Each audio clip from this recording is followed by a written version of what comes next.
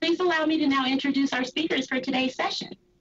Sarah Stewart, instructor and certified genetics counselor, genetics and metabolism with Children's Hospital, Colorado, and Shayna Swyhovec, instructor and certified genetics counselor, genetics and metabolism with Children's Hospital, Colorado. Thank you all again for joining us today. Now let's begin. Hi, everyone. Thanks for being here.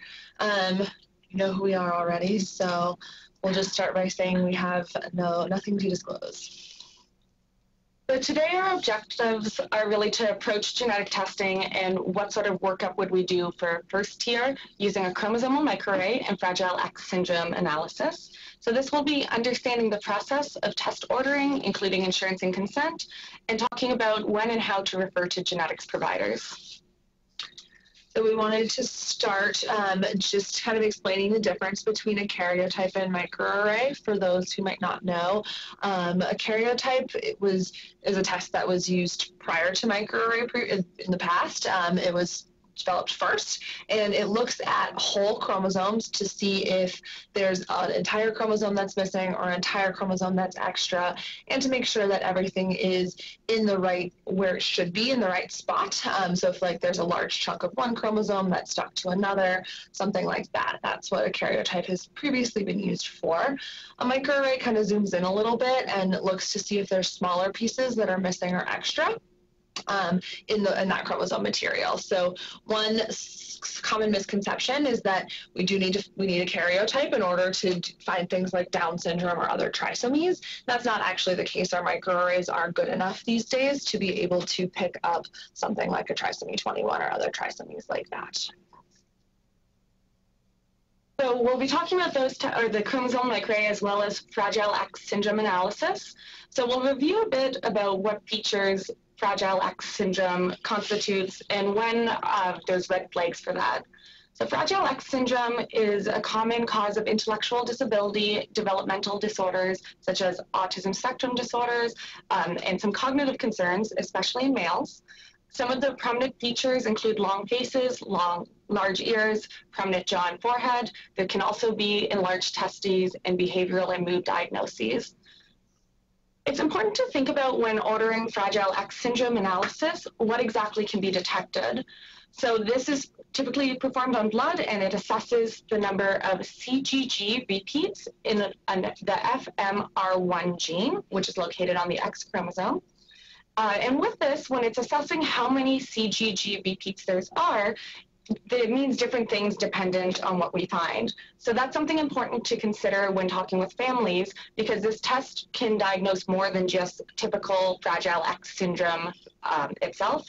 So here we've included a chart just for reference, because this presentation isn't on the specifics of the condition itself. I won't go through it in much detail, but as you can see, dependent on how many of these CGG repeats there are, it can mean different things.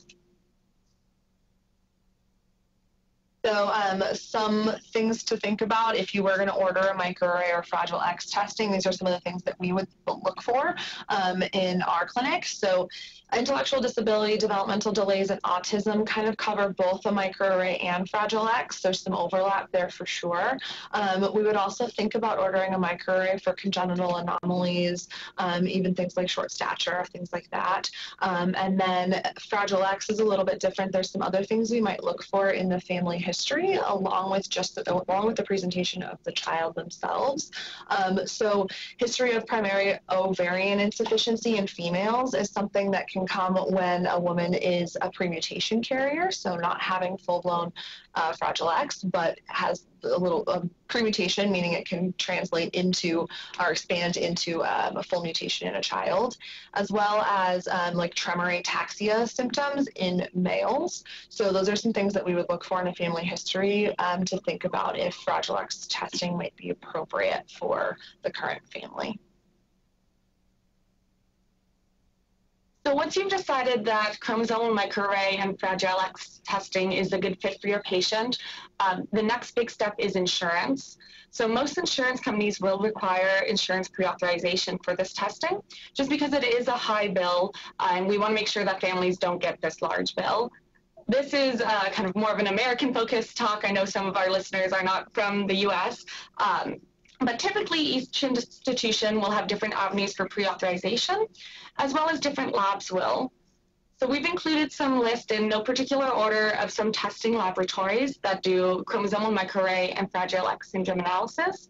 And oftentimes on their website, they'll have some more information about the insurance pre-authorization process and whether there's any patient billing. So we would recommend before ordering the test, either talk with your institution itself or chat with the labs to see what the best approach is to make sure that your patients aren't getting billed for this or are getting the lowest bill. So after that step has been completed, it's a really important step. So after we get that done, the next really important step is thinking about consenting the families. And I think that consent tends to be something even here that gets glossed over a little bit. And so what we're going to do for the rest of the presentation is kind of highlight why this consent is so important for various reasons. And that's not just when you get a positive result or something that we don't understand, but for every different scenario, something we can come up with. It's really important to make sure that the family is understanding this ahead of time so that they're not getting surprised with something. So when we think about doing a microarray in particular, Fragile X consent, we don't go over a whole lot. There's not as much to go over, but we'll talk about it a little bit. But microarray has a lot of different things that can come back. So when we talk about it, there's primarily about 5 different results that we would go over with the family. And the way that I might talk about some of these results is saying that, so one result we could get is a positive result. That means that we're going to we find a diagnosis. We find something that we understand and we say this fits with the presentation. So here's the diagnosis of whatever deletion or duplication syndrome that might be. We'd also talk about negative results in the context of saying, just because this is negative doesn't mean that there's not something genetic going on with the kiddo. It just means that we weren't able to find it with this test. And we'll go over all of these a little bit more in detail in the coming slides, but just an overview. Another one that's pretty important and sometimes gets overlooked is a variant of uncertain significance. So this means that we find a change in chromosomes that we don't understand. We all have differences in our DNA and our chromosomes because we're all different people. Sometimes it's difficult with the information that we have currently in our databases and everything to understand if one of these changes is something that's actually contributing to how the brain and the body are working together in a child, or if it's something that just makes this family different than, say, my family. So it's really important to have a family understand up front that we could get back an ambiguous result. We could get back something that we just can't interpret right now. And like I said, we'll go into that one a bit more just so that we know, where do you go from there? What does that mean then? Another thing that definitely gets overlooked is consanguinity. So if family members are related, that's something that this test can tell us. And it doesn't happen very often, but it can happen where if you are consenting a family for this, they might change their mind on testing based on what they know is going on in their family. So it's important, as well as incidental findings. So finding something that we're not looking for. This is a pretty broad test. So sometimes you can find the answer for what's going on with the kid, as well as something extra, or just something extra and not even find the answer for what's going on with the kiddo. So important to kind of touch on all of those things. We have had families who've decided not to do testing because we've explained all of this to them. And then kind of as a side note, doesn't go as much with chromosomal testing, but can be important is genetic discrimination. So there's a law of GINA that protects people against that, and we'll dig a little bit deeper into that as well. So the first type of result we'll go over is the positive or diagnostic result. We just included an example from one lab about what this could look like. So some words that we tend to look for on lab reports when they are diagnostic, can be abnormal, can be positive or atypical. And then it should give you information about what specific finding that is. So in this case, it was an abnormal female genomic profile with a 7q11.23 deletion, or Williams syndrome. And then underneath that, with the ISCN, it's breaking down more specifically where this genetic change is. The important part of that is that sometimes it can look like someone has one of these recurrent deletion or duplication syndromes based on the first piece of information. And then it's not until you get into the coordinates that you realize that it's not necessarily what you initially thought. For example, 22q deletion syndrome is something that we see a lot, and there's different deletions within this region, and they're not always the recurrent DeGeorge syndrome that people come to associate with 22q deletion. So that's something that oftentimes the lab itself will label that it's a recurrent deletion or duplication, or have the common names for it. Sometimes, though, it can be hard to look at the lab reports and really understand what sort of results you're getting back. So at that point, contacting the lab, asking to speak with a genetic counselor or someone who can answer those types of questions is a good call before chatting with the families, since some of these conditions will have more information than others, and you want to make sure you're directing families to appropriate clinics and appropriate resources. A big takeaway, too, with these positive results is that these genetic conditions are very rare, and some of them are much more rare than others. So some of these conditions will have a lot of information, such as Williams syndrome with the 7q deletion or 22q deletion syndrome, whereas other of them, there'll be much less reports. So even though we can find a diagnosis for a family, it doesn't necessarily mean we can give them a crystal ball, and oftentimes we can't give them a crystal ball no matter how much information is known about a syndrome. And that's something from a psychosocial aspect and just patient care aspect is really important to consider, since a diagnosis isn't always the information that the family is looking for. And just overall, some families are searching for a diagnosis, where some families are doing this test in pursuit to rule things out. So understanding where the families and patients you're working with are coming from can be important on the front end. So when you're disclosing these types of results to patients, you can really know what sort of tone and what sort of response you'll be getting to the best that you can. It's also important to be able to look into these when there are recurrent deletions or duplication syndromes. There can be specific management guidelines or treatments to refer patients on beyond that, or to know to refer them to genetics for further workup or further referrals into management or treatment guidelines. So basically, our major takeaway, as it says on our slide, is that positive results don't always equate to changes in medical management or give any prognostic information. And that's one of the roles as a genetics department that we can play to help try to give some information and sort through some of the uncertainty. And then negative results, we kind of touched on this a little bit. I think that the biggest takeaway to think about from a negative result is this is not the end to a genetic workup most of the time. There are rare instances where, you know, it is the end, but most of the time we would think about doing something else. Even if it's not at that point in time, maybe we want to wait a year and then think about doing something else, but we often continue to follow families even when we have a negative initial genetic test. So there is another example there of what that might look like. This one tends to be a little bit more obvious because it usually says normal, negative, none currently known. But it is nice when they say none currently known, because things can change. So genetics changes a lot, and just because we don't have it right now doesn't mean we wouldn't in the future, particularly with how frequently test technology improves. So along the same lines of continued genetic workup, there's a lot of different genetic tests. Oftentimes we get families who come in and said, well, I had the genetic test and that's it, I'm done, and don't understand why they're there. So if you are ordering a test and it's negative, then preparing the family to know that there's a lot of other things to talk about, a lot of other things to think about in the genetics world, so it doesn't end there.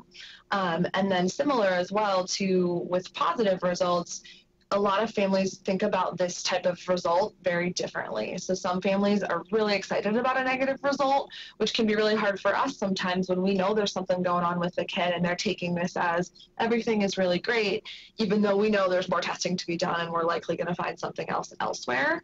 And other families are really actually disappointed by a negative result because they really want an answer, even understanding that it might not give them any differences in medical management or prognosis or anything like that.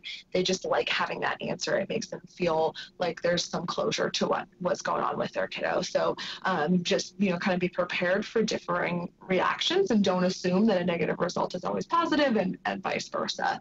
And then this is a good opportunity to think about referring to genetics as well as for that continued workup. So next we'll talk about the variants of uncertain significance, or VUSs.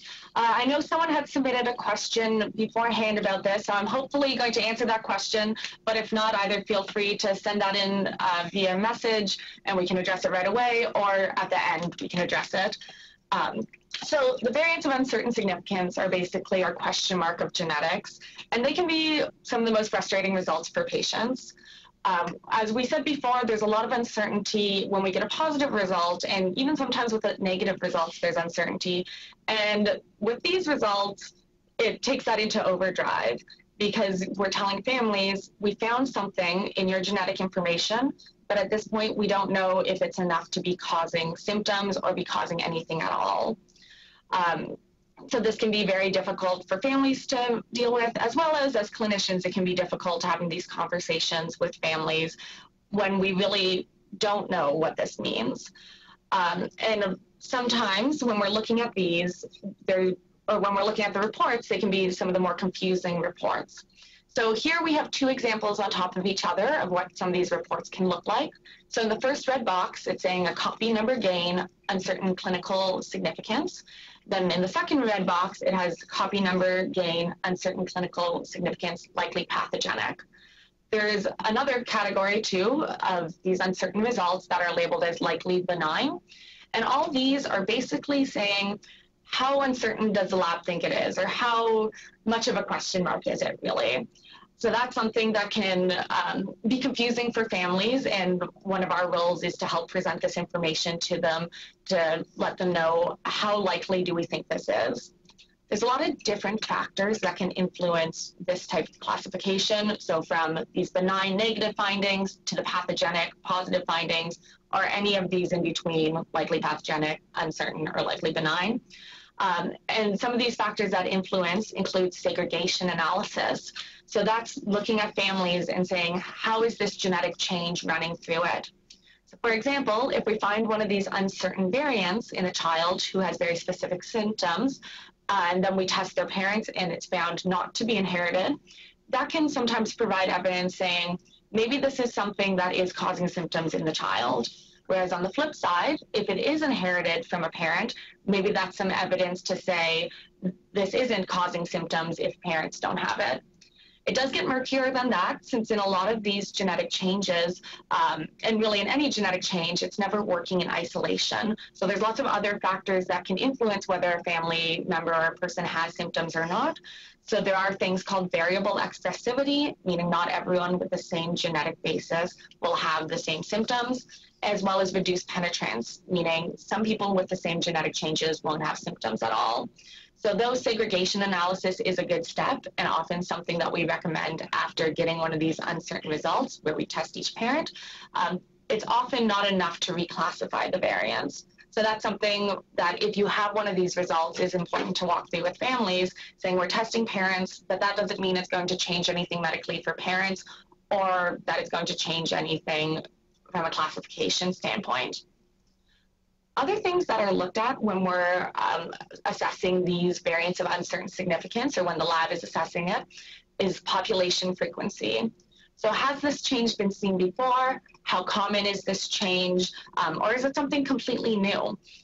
Other things as well can be computerized predictors in functional studies, which aren't always available, to see how do we think that this would impact gene function or protein function?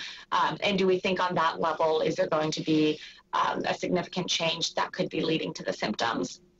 Something else can be which genes are actually involved in this region, and what are the mechanisms of diseases that are associated with those genes. For example, understanding if you have a duplication in one gene that can be associated with a neurodevelopmental phenotype, but only when there's sequence changes, so not when there's a whole extra copy, but when there's changes in the spelling of the gene. That can be important when talking with families to say, yeah, we understand what this gene does, but your duplication in your family doesn't seem to fit what's going on or fit the disease mechanism that we've seen in the past. All that can be very confusing.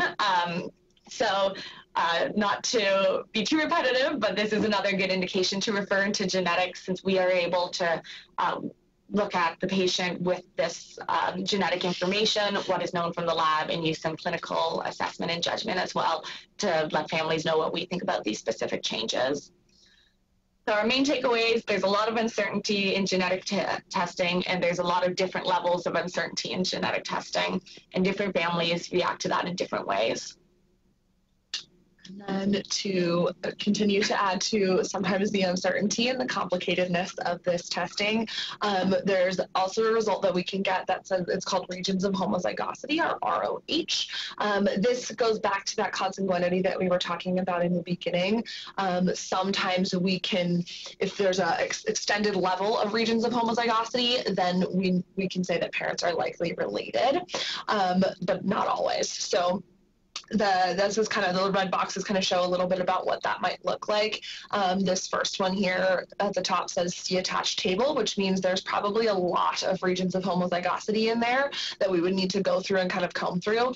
And regions of homozygosity in general just mean that both copies of that chromosome in that area that they're mentioning look exactly the same, which is something, like I said, that if parents are related, we can see that happening more commonly. So this bottom box here that says the total autosomal length and the percentage of autosomal genome that says 0.77%, they're saying that 0.77% of this person's DNA is the exact same. And that's actually a pretty low percentage when we're thinking about if parents are related or not. So there's actually other things that can show regions of homozygosity that are relatedness. It could be that there's a common ancestor way, way, way back. It could also be that there's some genetic conditions that are inherited differently that can show up looking like regions of homozygosity. So we would want to do some further testing to kind of rule out some of those other things depending on which regions of the DNA those are in. So really the takeaway from this is sometimes parents are related, but not always. There's a lot of other things that we would look into as well. And then this next slide here kind of goes through the percentages that we would expect in the genome to what degree of relation that might be. So when we're thinking, oftentimes we'll use kind of the first cousins or third degree relatives with about 8% is kind of what we think of. So going back to that previous slide about 0.77%, they're much, much further away than first cousins in this example. And actually, if we look here at that bottom, the fifth degree relative, where it's first cousins twice removed, that's 0.5 to 2%. So this 0.77 is probably even more likely further removed than a fifth cousin. So we would, in this case, with this patient in particular, we actually decided, you know, this isn't even a useful piece of information for diagnosis, and moved on to a different test completely and kind of had them forget that this was even came up to begin with because we didn't think it was relevant. That being said, always ask in advance because you never know. Another case that we have had is we had a woman come in who had a baby with some pretty significant findings. The baby actually later passed away, so pretty significant congenital anomalies and other malformations. And we were taking a family history. This is before we'd done any testing. We're taking the family history, and we're noticing some odd things in that family that, you know, all of mom's siblings, she had the same amount of siblings as dad, and they were all the same ages. And so we were getting kind of suspicious that there was some relation happening here. We did ask, and she denied it. And then when we were explaining testing, we said, this test can tell us for certain if mom and dad are related to any degree of relation. And she very much backed off and didn't want to be doing that testing. And we kind of explored that a little bit more. And then it did come out that mom and dad were actually brother and sister. So we did have to proceed with the testing and move forward, but it would have been a lot more difficult of a conversation to have on the back end of that, and kind of working with the family to figure out who you tell first and how you navigate that situation can be really, really difficult. So again, not a common occurrence, but something really important to note because it can be a big deal for families. It can change the course of a family to make sure that they know that. So that's one major takeaway of why we would want to consent for that. And then the other takeaway of just regions of homozygosity in general is, again, it doesn't always mean they're related. There's some other things we'd want to rule out. So if that does come back and parents say, we're not related at all, this is odd, then you can be reassuring that there might be some other things going on here, reasons why this might happen, and that we can help explain what that looks like in genetics. So the next type of result is an incidental finding, which basically means we found a diagnosis for something, but not what we were looking for. So since with the chromosomal microarray, we're looking across all the genetic information for extra or missing pieces of information, it's not targeted towards whatever our indication is itself. So I have an example here, and we have one other example as well. So with this was a young boy who underwent testing through CMA, or chromosomal microarray, for autism spectrum disorder as the primary indication. So we were doing that test, and what we found was this gain in information at 17p12. So to break down what that means, the 17 is talking about the chromosome, p is just talking about what arm of the chromosome. So if we're looking at chromosomes, they kind of look like, you could draw it on. I could draw it.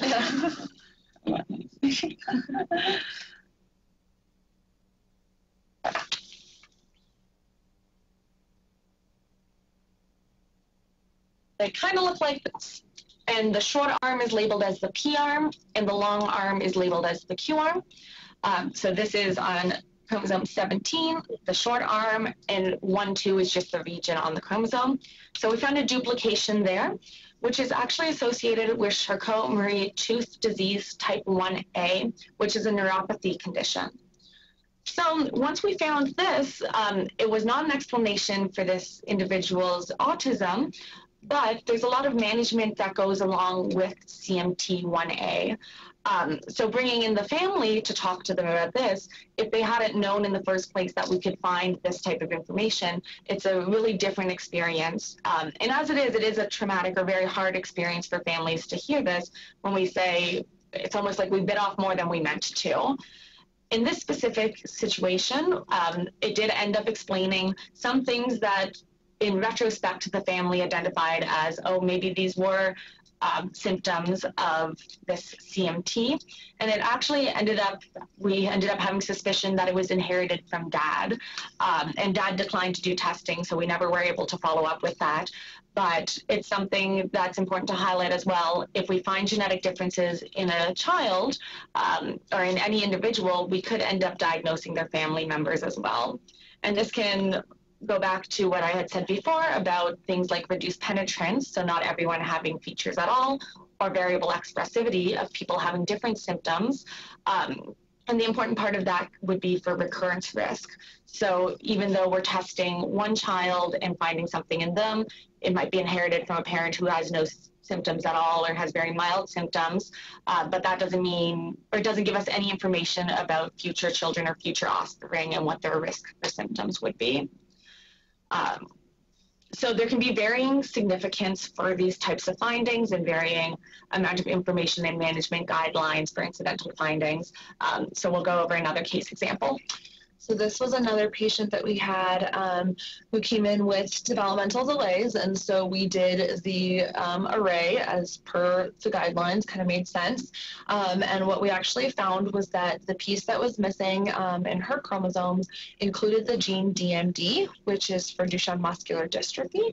It's typically a muscle wasting disease that we see in males.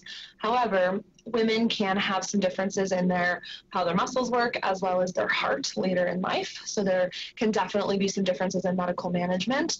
It can also have significant implications for women's reproduction in the future because they are at an increased risk for having a male with Duchenne muscular dystrophy. So in this case, we did decide that the other genes in this region do explain the child's presentation. However, on top of that diagnosis, we needed to add that she is a carrier of DMD, which adds a whole nother level of medical management for her other clinics and things that she would be going to. So in this case, that was really hard for the family, and mom decided she also wanted to get tested because that could have medical implications for her as well, especially being already in adulthood. She needs to have cardiology follow-up for her heart. So we did test her, and she has it as well. So that was a big, huge medical management change and shock to the family. And, you know, even though we did consent them in the beginning that something like this could come up, it's not necessarily something they're really thinking about with the testing. So we try to, you know, after you get cases like this, you try a little bit even harder to consent for that, because it can be really difficult. So that's a tough one, but hopefully you can try to get on the front end of it and help ease that a little bit. In the same vein, kind of going back to Fragile X syndrome, incidental findings is something, it's not quite an incidental finding, but talking about repercussions for other family members is important, because we talked about that risk for POI and the ataxia symptoms in men. So if we do establish this diagnosis in a child, then testing other family members is usually indicated and can have implications for their medical health and future. So that's kind of the one thing to think about when you're doing consent for Fragile X testing. So with that example of how this influenced mom's medical management with the cardiac screening going forward, it's a good segue into how can our genetic information be used at a legal level. So in the States, we have something called the Genetic Information Non-Discrimination Act, or GINA. And this is where our protections come from discrimination for genetic information. It protects in health insurance and in employment. So for example, you cannot have higher rates of health insurance based on genetic test findings. And for employment, you can't be denied a job or a promotion based on your genetic test findings. It's important to note when it comes to health insurance that these companies can ask for the genetic information. So for example, if you had a genetic change in a gene that required you to have early screening for cardiac conditions or early breast cancer screening that wouldn't be indicated based on your age or your history, they can ask for genetic information to say, we want you to prove that you need this before we cover it, but they cannot change your rate based on that. There's limitations to GINA though. It does not cover life insurance or long-term care. And life insurance is one that a lot of times families will want to think about a bit before proceeding with any genetic testing or talk about depending on their age and depending on whether that's in place. Other limitations include if your family or if your patient is in the military, because they are allowed to ask for this type of genetic information and make employment decisions based on that. Also for things like if you work for a company that's less than 15 individuals, they can ask for this type of information as well. There's a lot of specifics for GINA, what's covered and what's not. So we've included a resource at the end of the slideshow that you can refer to. And then if your department or your institution has a legal team, they might be able to speak a bit better to it as well. And one thing that families often are kind of hung up on is is it going to affect their child if we're doing genetic testing on them? And oftentimes the answer is that whatever's going on with them in terms of their medical presentation that's enough to have this genetic testing be ordered is already enough for life insurance and to raise premiums or deny coverage. So this really tends to apply to parents if we're going to include them in genetic testing or things like that. The kid is often usually, it doesn't matter anymore at that point, just to chime in. So kind of, we talked about throughout the presentation about some times when it might be appropriate to refer to genetics, and this is just a summary slide about that. If you're not comfortable with any of those processes that you do before ordering the testing, getting pre-authorization or consenting, then you can certainly refer to us prior to ordering that Microarray and Fragile X. We get kits and referrals for that all the time who have had no baseline workup at all, and that's completely okay. As long as kind of referring to that last bullet point, we get really detailed information about the reason for referral. That's very helpful for us. And then at any other point throughout the process, if you're not comfortable with the information, referring to us is a great way to do that. So after the testing is done, if the test results are negative and we need continued workup, that would be a great time. Again, please include those results and things like that on that referral. And then also for that results discussion for positive or VUS results. We do have clinics that are specifically for patients who've had genetic testing at outside places and have a positive result or view us to try to get in to see us hopefully a little bit sooner than our wait list is, to try to talk through some of those results, because we know that that can be hard for those families to kind of sit and wait with having results that are hard to interpret. So at any point in time, if you have questions about when something is appropriate to refer, please give us a call. We put the genetics main line here as well as on the a slide later. And then again, like I said, when you are referring, please include as much information as you can about why this referral is important. We don't want to email you a bunch of times or call you, and you don't really want to be talking to us multiple times before this referral gets put in either. So it can be really, really helpful to have all that information up front. That includes things like we get a lot of referrals for family history of a particular genetic condition. And if you don't tell us what that genetic condition is, or tell us if there's a note from a family member or genetic testing from a family member, then we're going to have to come track it down before we can see that patient. So it really speeds things up in terms of getting a patient in and on our wait list, if we can get all that information done ahead of time. Is there a question? What's the question? Looks like one long question, but several sub-questions. Okay, first question, on average, how long do you spend in getting informed consent for families? And do you provide written information for families to read beforehand? That's a good question. So with informed consent, it really can be variable based on how much information or how much background information a family knows already coming into it, and really what the indication for testing is.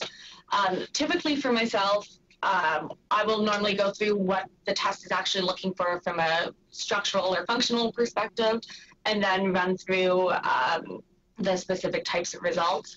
So it'll take less time than this presentation took, because we won't go through exact examples, but sort of have an overview of each. I feel comfortable getting consent with them understanding at least the type of results, even if they don't understand exactly what type of this test is, even if it takes less than 10 minutes or 5 minutes. There are other families, though, that I think do require a bit longer talk-throughs for these, especially when it comes to incidental findings or variants of uncertain significance, if I feel like they just don't understand what these results might mean. Or some families will just say, yes, I want this test because I want an answer, and I want to make sure that they understand we might not get an answer. Yeah, so I would say the same. In most cases, I can probably do it in 5 to 10 minutes, depending. But there are times when I've spent 30 just to make sure that we're really having someone understand. And the parents' education level and cognitive functioning level definitely plays a role in that.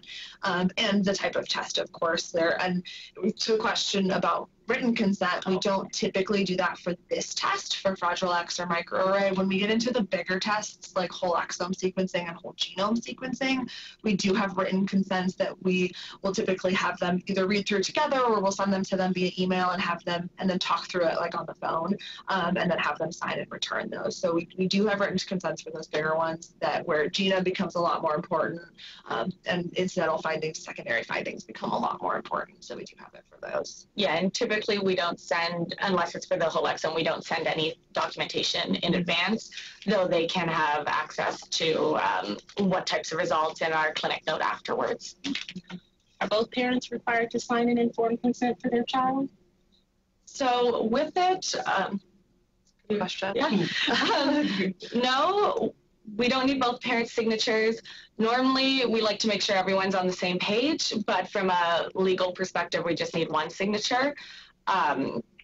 There are cases, I've had one earlier this month, where the family asked me, well, what if mom only wants to know and dad doesn't? He is giving consent for this test, but he's not giving consent for the information. And that was one where we kind of put a pause on it and backed up of, let's talk about how this genetic test result can actually impact your life. Just because if we did find something, and if there's a lot of medical management, dad needs to know that for care for their child. So even though, yes, having mom say, let's go ahead of it is technically sufficient, kind of reading the room and understanding where people are coming at from their knowledge and understanding is really important. One more, are there variable results based on the lab that is used for testing? That's a great question, and the answer is yes. And that's the difference is not necessarily in the result itself, but the interpretation of the result. So like Sarah was saying with the likely pathogenic, likely benign, VUS, there can be some differences in the resources and the databases that labs use to classify those things. There are general guidelines that everyone is supposed to use about what classifies as a VUS, but every lab can be a little bit different sometimes. So we do have preferred labs that we like their interpretation and trust their interpretation more than some others. Certainly, yeah. And sometimes if patients come in with testing that has already been completed, that has come back negative, then we do a second level of testing and find a result that really should have been found on that original test, which does happen. There's a couple different ways to approach it. So calling the lab to see, was this not detected because of a technology issue? So if a microarray was done 10 years ago, I wouldn't necessarily expect them to find all the things that level 2 testing that we'd be performing now would find. Or was this not reported because the lab didn't think that it was relevant or thought that it was a benign finding? And in that case, it can be helpful to talk with both the labs to say, okay, what effort or what information did you use to classify your variant? And that can be helpful to walk through with families to say, I know we said originally this was a negative test, but now we have this new information, or vice versa. And that's part of our job clinically too, is to provide some education back to the labs. So we just had a case where this testing was done at 3 different places, and I had a likely benign, I had a likely pathogenic, and I had a VUS from 3 different labs for the exact same variant. So when we clinically decided, no, this is pathogenic, this is what it is for this child. And so we took that information and are sending it back to the labs that said VUS and said likely benign to educate them so that in the future they would have more information to pull from if they were to get this variant again. And then we also just put the fax line and another link about how to referral there, or how to refer over if there are questions about that. So here are some resources. So for the providers, for the first one from our hosting organization, the Mountain State Genetics. So that's talking about developmental delays specifically. Our next ones are for patients or providers really with either CNVs, so copy number variants detected on chromosomal microarray. That first website, Rare Chromo or Unique, is a really good support group and organization doing research and making nice informational packets for families. The second one's for Fragile X syndrome. It's the National Society, and also the link for the Children's Hospital Colorado Clinic as well through the National Society.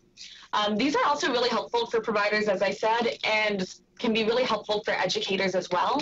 I'll often encourage patients, if they come in with a diagnosis, to share these these resources with their school board or with their IEP meetings to help with understanding what exactly is going on at a genetic or molecular level.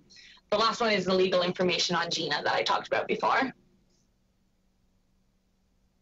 So that's all that we have planned for you. Here's our contact with the genetics main line, again, here at Children's, as well as Shayna's and my own email address. If there's any other questions, though, or if anyone wants to hear any other cases, we can deliver. Sure, cool. First, what does first cousin once or twice removed mean? You want to draw it out? No, you can. We can send that. I can send that paid thing along too. We have there's a resource for that because it does get pretty complicated, but we can send it out with it's all nice colored and everything, so we can attach it or send it on. Yeah. Okay. Yeah. Are genetic tests saved by the lab or institution to take advantage of new findings? Yeah, so that's something that we actually get increasingly frequently of reinterpretation of genetic test results. I actually had one this morning that was previously labeled as a variant of uncertain variant of uncertain significance that has since been upgraded to a likely pathogenic variant. With it, the lab itself, they'll normally just reanalyze it if some other case has come up with the same genetic change or if they have new information, or you can request for them to specifically reanalyze it for you, which normally on our side is triggered by if the patient's coming back, we can chat with the lab and see if there's any new information. There's also some labs that are changing how they do their analysis and changing how they do functional modeling. So that's something that we've been getting a lot in lately as well. As labs are getting better at analysis, they're going back and retroactively changing these. So it's important to remind families that just because they have one genetic test result now doesn't mean it won't change, and doesn't mean it won't change without any of us prompting it to change. The other thing that we didn't touch on a whole lot in terms of why a VUS might be a VUS and how that's changing a little bit is ethnicity. So the DNA that we're comparing all of these tests to is primarily Caucasian. Most of the people in the databases are Caucasian, so when we get people of different ethnicities coming in, then we often get a lot more VUSs. So as more and more people of different ethnicities are adding to these databases, then we're going to be able to understand these VUSs a lot more in those ethnicities. So those will change as well, and hopefully we'll be getting more automated ones when that comes back. But when we check in when we recheck in after families come in, we can see that as well changing.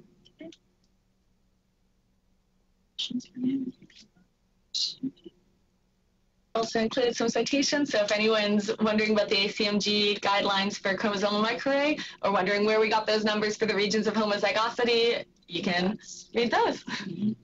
And yeah, we'll send that paper to Sabrina and get it so you guys can all have access to that as well. That little chart has been very helpful. Thank you. Yeah.